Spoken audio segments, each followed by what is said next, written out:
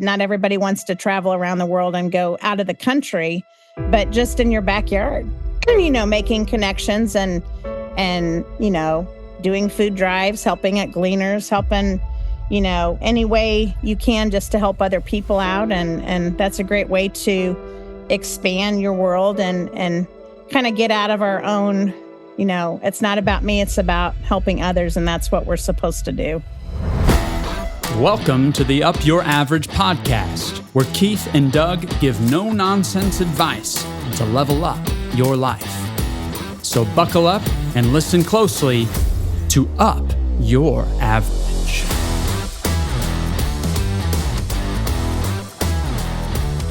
All right, Doug, here we are. How's it going? Here we are, gimbalfinancial.edu today. EDU, and not just EDU, Carmel. Yeah. Near and dear to your heart. Near and dear. I love Carmel.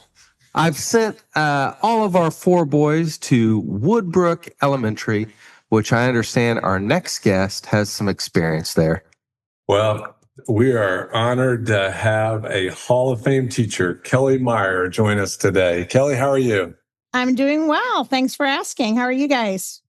Kelly, if you're a Hall of Fame teacher, like, where's your jersey? Like, shouldn't you be wearing like some kind of jersey with the, your number retired or something like that? No, I thought maybe I'd get that, but I have a plaque outside of the Performing Arts. Okay. And the Hall of Fame hall right outside of the Performing Arts Center. Oh, I love that.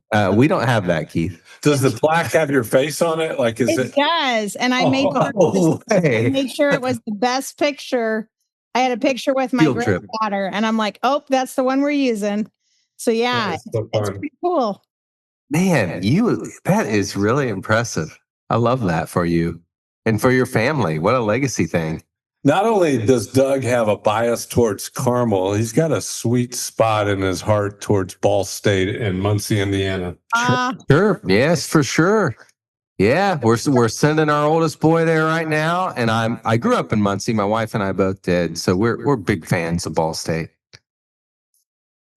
Well, Kelly, we were talking in a past podcast about the idea that the bigger your problems are in your world, the harder it is to kind of live more fulfilled. So the smaller your problems become in your world, the bigger life gets, the more enjoyable it gets. And there's things that we were talking about that can expand the size of your world. You can have a longer time frame. You think about things. You can be more thoughtful. You can travel. You can add wisdom to your situation or courage. And one of the things I liked from a conversation I had with Steve Haynes, who introduced us, is that you not only are a Hall of Fame teacher and Teacher of the Year, but you also do a lot of volunteering. And maybe you could tell us a little bit about why you do that and how you got started in that.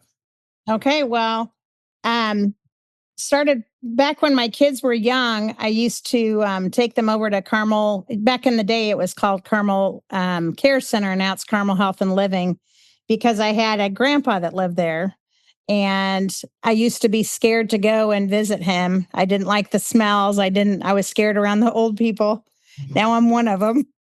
But I just told my husband, I said, I don't want our kids to be scared visiting elderly people. So we started going once a week to visit people. And then we started doing like a drive and collecting donations and taking gifts to each of the residents. My kids, we'd take a little wagon and take little toiletries and stuffed animals and things.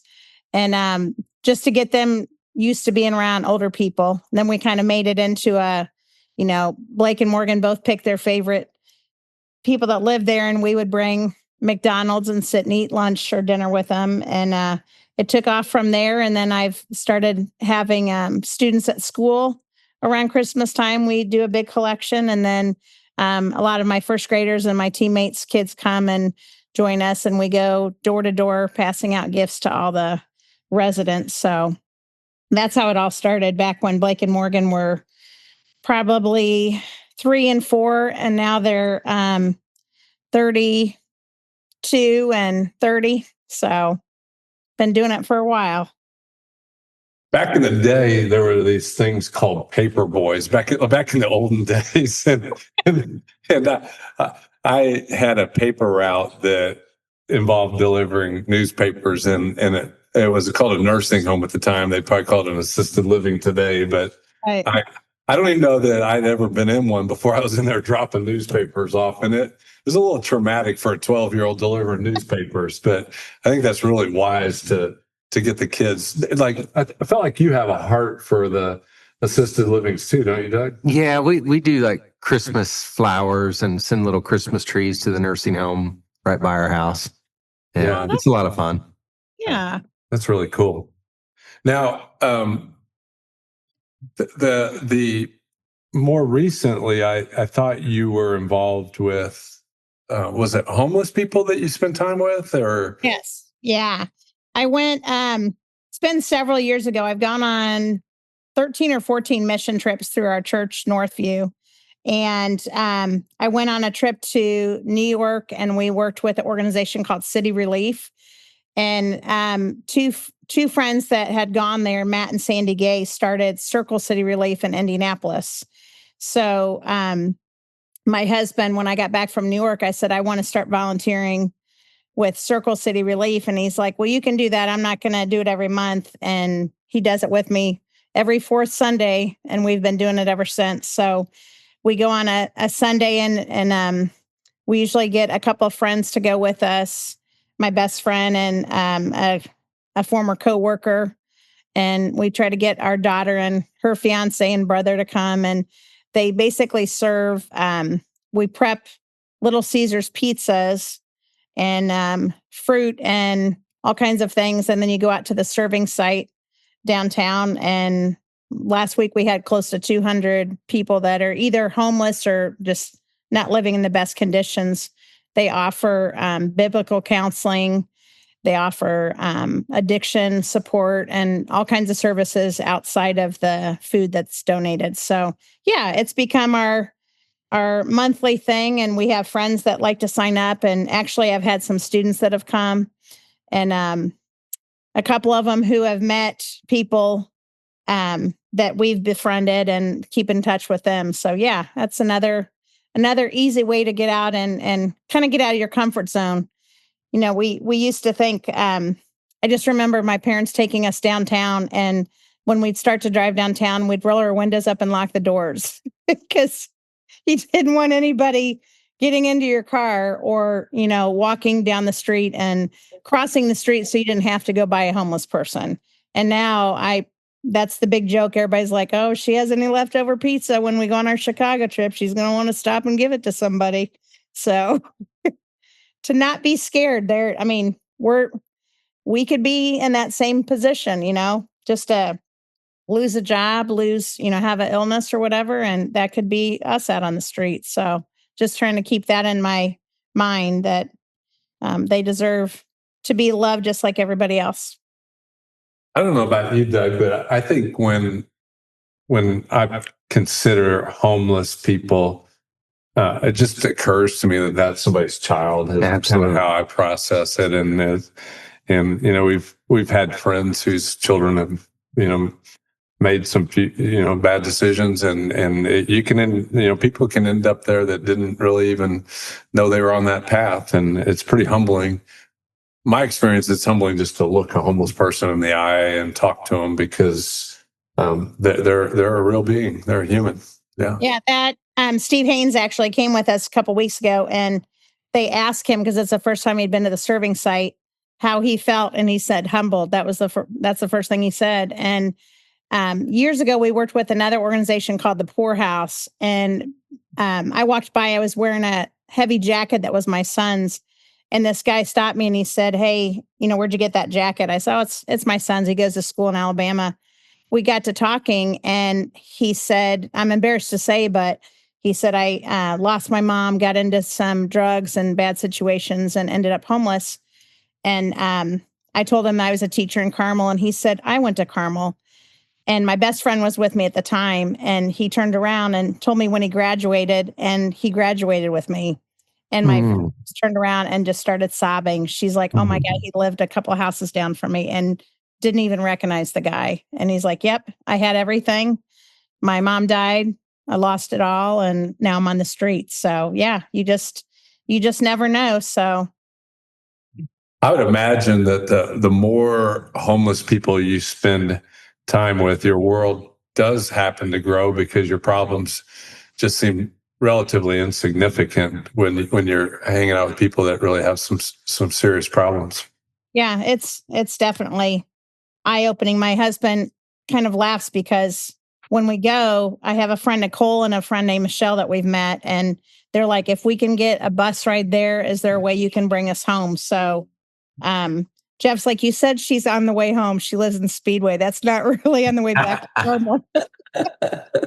But when they pick up all the food and clothing and everything, I'm like, come on, we got to help them out. So, yep, I have trouble saying no sometimes, but um, it's cool to see that we've made so many friends over the years that trust us and they look forward to seeing us. I mean, obviously, you don't want to see them on the the serving line every week. You hope that they would get out of that situation, but just knowing that they trust you and they come alongside you and want to volunteer because they know that organization's really helping them too. So What if we pivot a little bit, and I probably should have asked permission to pivot this direction before we go, but like yeah, you volunteered with breast cancer awareness and things, and then it appeared that then you found out that you had cancer yourself, and maybe yeah. talk if you don't mind, talk a little bit No. about that process. Like life's good, and then all of a sudden you go to the doctor and it shifts, and then you become the one that you were helping. Yeah, exactly. Well, my mom, about 28 years ago, was diagnosed with breast cancer. And my sister, Kathy, and I were like, we should do something. So we started doing the Race for the Cure walk, and we just walked with mom. And then I was like, you know what? I want to do a team. So, um, we did it for, gosh, over 20 years. And we ended up being one of the largest fundraising teams. Our team name was Faithful Friends. And it just got to be um, almost an obsession of mine. I was like, I want to raise funds for this. So we would set team goals. And, we'd have anywhere from 20 to 100 people on our team raising money. Most of the money was raised by just a few people, but I'd send money or send pledge letters to anyone I sent a Christmas card to. And with self-addressed envelope, they'd send it back. And then we were just all about being one of the top fundraising teams. You'd win the party tent, then you get to walk and do all the stuff. And one year we had, there was a bra event down in Broad Ripple, and they had all these leftover bras where they did like this bar crawl. And they're like, we're just pitching them. And we're like, hey, we'll hang them around our tent. So everybody knew which tent was ours. And so we just did it for years. And then over the years, I just found like one of my dearest friends, my kindergarten teacher, Ina, was diagnosed. Both of my best friends, Patty and Lisa's moms, had breast cancer.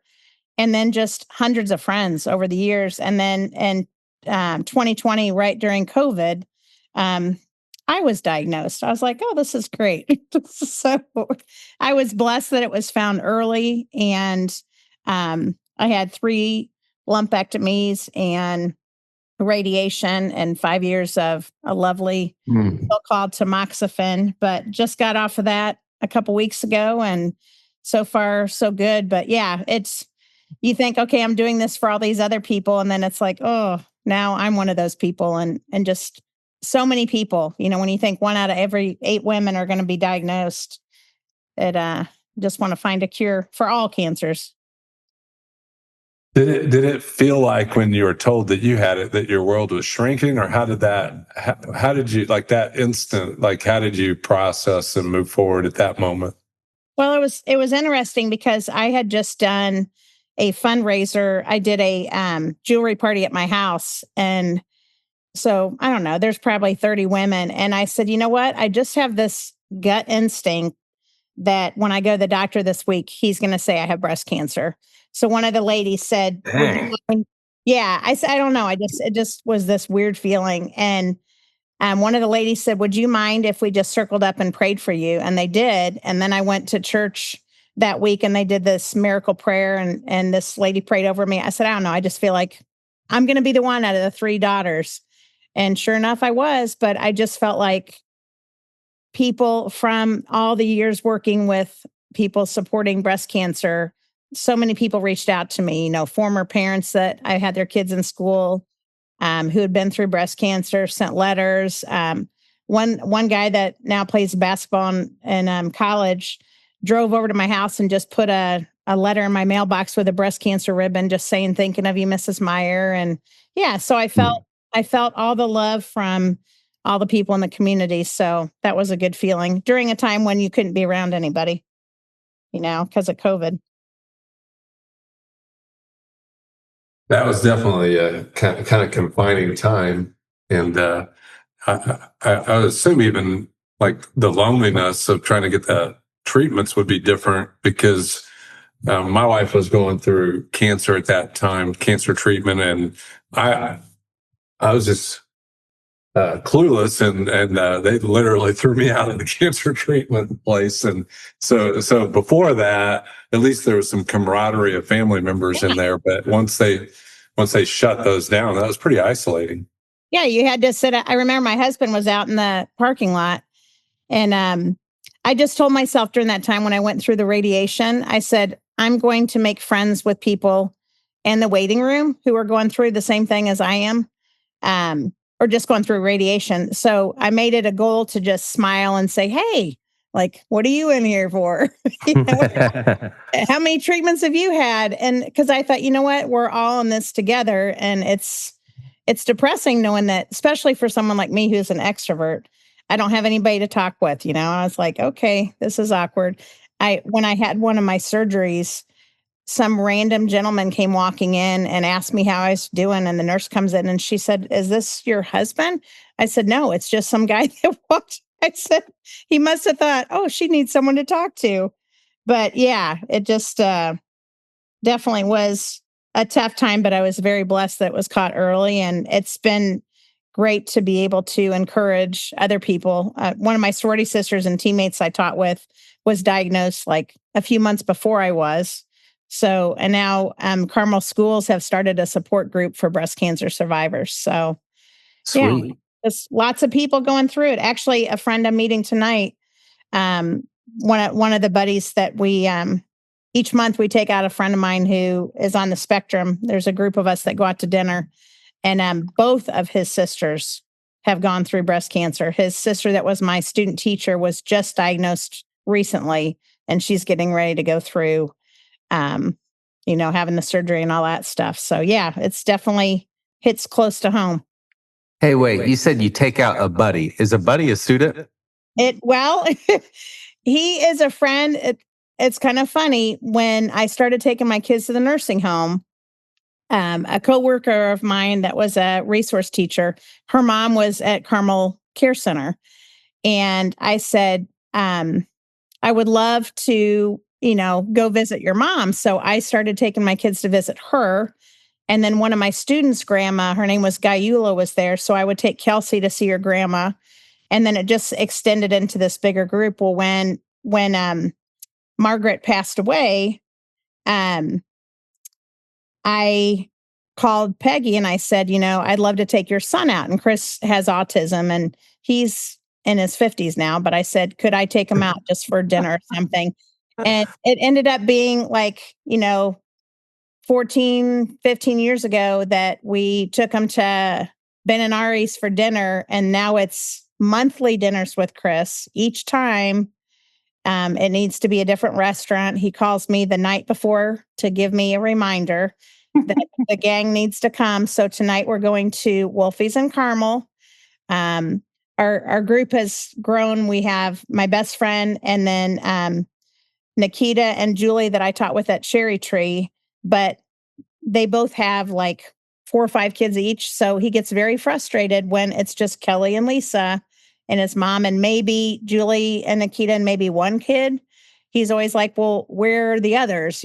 So it gets harder because everyone's schedules are different. But yes, we that is our monthly thing. We get together. We took a break for a while because he was having a rough time um, being able to be kind to his mom in public. So kind of had a little timeout period. But yes, we are back at it tonight. And before we even order dinner, he's going to be asking where we're going next month and calling me on the 15th to remind me. So Kelly, like one of the things I think about, I'm an extrovert. I love to be out there. I love to be hanging out with people, talking, encouraging them. And like an airplane, when the oxygen masks drop, you got to put it on yourself before you put it on somebody else. Yeah. How does the encourager get encouraged? Well, there's there's that. My mom got me a sign that says "Stop her before she says yes again" or something like that. I have learned, I think, since I went through the breast cancer, and talking to my sister Kathy and different friends, that I have to take care of myself. And I think when I went through the cancer and had gained weight and everything, I was very down on myself. And I said, I think over the years, when my son was going through a phase of not being very kind to his mom, I thought, well, you know what? I'm going to help other people because that makes me feel good inside and they enjoy being around me.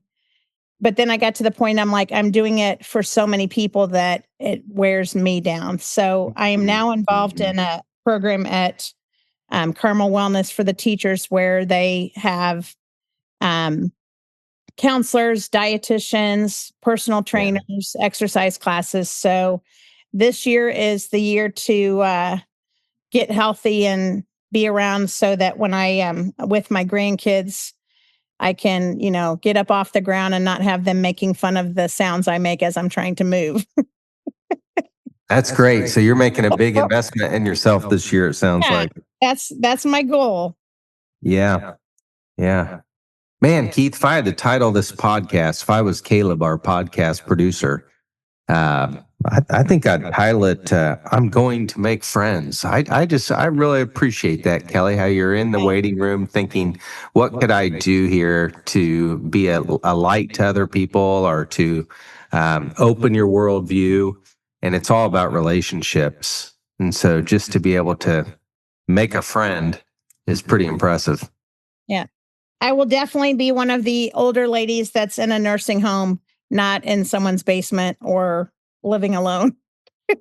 This- I'm all about being around other people, to the point that when you have teammates who are not like that, I'm like, hey guys, we don't eat together because during COVID everybody closes their doors. But you were talking about what am I doing for myself? I take that 25 minutes or so to listen to soft, smooth jazz and have my quiet time, because I don't normally have that quiet time. So I know that that is something I need to work on, and getting rest and eating properly. So my teammates have helped me understand that. But yeah, I'm all about meeting people. Well, you've been real generous with your time, Kelly. Is there any parting words you want to tell our friends if they were thinking about expanding their world with volunteering or anything? Yeah, I would just say find something you're passionate about. When I retire, I want to work with young adults with disabilities. And, I think just going out and finding an area where you feel like you can help others out, whether it's, doing mission trips. I know, like my husband has said, not everybody wants to travel around the world and go out of the country, but just in your backyard, making connections and doing food drives, helping at Gleaners, helping, any way you can just to help other people out. And that's a great way to expand your world and kind of get out of our own, it's not about me, it's about helping others. And that's what we're supposed to do. Be sweet. Yeah, thanks. Before we part, you want to show off your friend that you're hanging out with there to our friends? Oh, come here. Come here, girl. Hold on. Let me get her. Come here. Oh, she thinks we're playing a game. All right. All right. This is Harper the dog, right? Rose. You say hi. She's like, where's the sound coming from? She is a licker. That's the one thing. Like, we've never had a dog that's a licker, but my goodness. Like, we know that's the way you show your love, but there's other ways. You can just lay in That's awesome. There are other ways. Volunteer. Kelly, thanks for hanging out with us. You have a great afternoon. Thank you so much. You guys too. Take care. Bye-bye. See ya. Bye.